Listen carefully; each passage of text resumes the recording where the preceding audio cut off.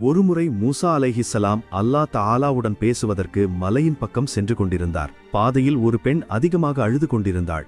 மூசா அலைஹிஸ்ஸலாம் கேட்டார், ஏன் சகோதரி, ஏன் அழுகிறாய்? பெண் சொன்னாள், நான் பிள்ளை இல்லாதவள். கிராமத்து எல்லா பெண்களும் என்னை வந்தியாவள் என்று சொல்கிறார்கள். நீங்கள் அல்லாவிடம் கேட்டு சொல்லுங்கள், என் நசீபில் எந்த பிள்ளையும் எழுதப்படவில்லையா? மூசா அலைஹிஸ்ஸலாம் தூர்மலையை அடைந்து அல்லாஹ் தஆலாவிடம் பேச செய்தார். என் ரப்பு, ஒரு பெண் உள்ளாள். அவள் மிகுந்த கஷ்டத்தில் உள்ளாள். பிள்ளை இல்லாதவள்.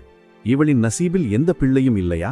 அல்லாஹ் தஆலா இறைவாக்கு கூறினார், இல்லை மூசா, இந்த பெண்ணின் நசீபில் எந்த பிள்ளையும் எழுதப்படவில்லை. மூசா அலைஹிஸ்ஸலாம் திரும்பி வந்து அதே விஷயத்தை பெண்ணிடம் சொல்லிட்டார். இதை கேட்டு பெண் இன்னும் அதிகமாக அழுதாள். ஆனால் அல்லாவிடமான நம்பிக்கையை விட்டுவிடவில்லை. சில நாட்களுக்கு பிறகு ஒரு ஏழை அவள் வாசலில் வந்தான். அவன் பசி, நடுக்கம், பலவீனமாக இருந்தான். அல்லாவின் அடியார், நான் பசியில் வந்திருக்க ஏதாவது சாப்பாடு தாருங்கள். பெண் தன் கைகளால் 4 ரொட்டிகளை செய்து அந்த ஏழைக்கு கொடுத்தாள். ஏழை மகிழ்ந்து சொன்னான், நீ கொடுத்த ரொட்டிகளின் எண்ணிக்கையின்படி அல்லாஹ் உனக்கு பிள்ளைகளை கொடுப்பான். சில காலத்திற்கு பிறகு உண்மையிலேயே அந்த பெண்ணிடம் 4 மகன்கள் பிறந்தார்கள். மூசா அலைஹிஸ்ஸலாமின் மீண்டும் அந்த ஊரை கடக்கும்போது பார்த்தார்.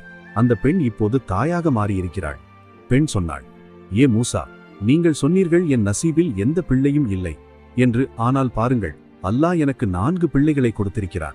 மூசா அலைஹிஸ்ஸலாம் ஆச்சரியமடைந்து அல்லாவிடம் பேச செய்தார்.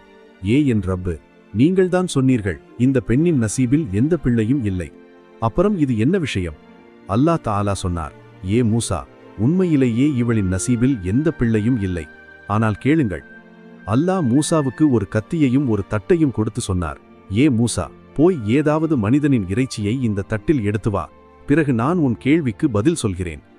மூசா ஊருக்கு போனார். ஆனால் யாரும் தங்கள் இறைச்சியை கொடுக்க தயாராக இல்லை. அப்போதுதான் அந்த ஏழை வந்தான். ஏழை கேட்டான், மூசா, ஏன் கஷ்டப்படுகிறாய்? மூசா சொன்னார், அல்லாஹ் மனித இறைச்சியை கேட்டுள்ளார். ஆனால் யாரும் கொடுக்க தயாரில்லை. ஏழை சொன்னான், எந்த இடத்தின் இறைச்சி வேண்டும்? மூசா சொன்னார், அது தெரியவில்லை. ஏழை உடனே கத்தியை எடுத்து தன் உடலின் இறைச்சியை வெட்டி தட்டை நிரப்பினான். மூசா அந்த தட்டை எடுத்து தூர் மலையிற்கு போனார். அப்போது அல்லாவிடமிருந்து குரல் வந்தது, அவனின் துவாவின் பர்க்கத்தால் இந்த பெண்ணின் நஷ்டை நான் மாற்றிவிட்டேன். ஒரு அடியார் என் பாதையில் எல்லாவற்றையும் கொடுக்கிறான். நான் அவனுக்காக என் எழுதிய தீர்ப்பையை மாற்றிவிட்டேன். சுபஹானல்லாஹ். நம்மளோட நல்ல அமல்கள் மற்றும் துஆஆல் நம்மளோட நசீப் அல்லாவிடமிருந்து மாற்றப்படுகின்றன.